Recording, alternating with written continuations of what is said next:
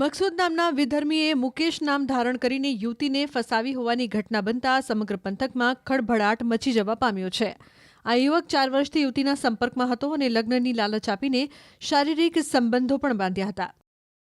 આણંદ શહેરમાં રહેતી 30 વર્ષની યુવતીએ આણંદ ટાઉન પોલીસ સ્ટેશનમાં આવી પોતાની ફરિયાદ હકીકત જાહેર કરેલ કે આણંદ જિલ્લાના બોરસદ તાલુકાના નાપા ગામે રહેતા મકબૂલ દિલુભા રાણા રહેવાસી નાપાનાઓએ તેની સાથે મિત્રતા કેળવી તેને ખોટું નામ આપી તેની સાથે અવારનવાર લગ્ન કરવાની લાલચ આપી તેની સાથે દુષ્કર્મ કરેલું છે અને ત્યાર પછી દુષ્કર્મ કરતી વખતે તેના વિડીયો ઉતારી અને આ વિડીયો વાયરલ કરવાની અવારનવાર ધમકી આપી અવારનવાર દુષ્કર્મ કરેલ છે અને ત્યારબાદ પણ આ કામના આરોપીએ તેની સાથે લગ્ન કરવાની ના પાડેલ છે અને જાનથી મારી નાખવાની ધમકી આપેલ છે।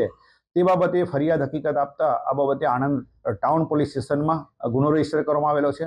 સદર ગુનાની ગંભીરતા સમજી પોલીસ અધિક્ષક શ્રી જસાણી સાહેબની સૂચના અને માર્ગદર્શન હેઠળ પીઆઈ ઝાલા સાહેબના સૂચના મુજબ પીએસઆઈ શુક્લાએ અલગ અલગ ટીમો બનાવી અને આ ગુનામાં સંડોવાયેલ મકબૂલ દિલુભાઈ રાણા ઉંમર વર્ષ 37ને અટક કરવામાં આવેલો છે અને કાયદેસરની કાર્યવાહી હાથ ધરવામાં આવેલ છે।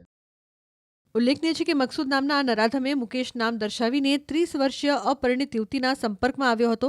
આ યુવક પોતે પરિણિત હતો અને તે યુવતીને મળવા માટે અવારનવાર આણંદ આવતો રહેતો હતો।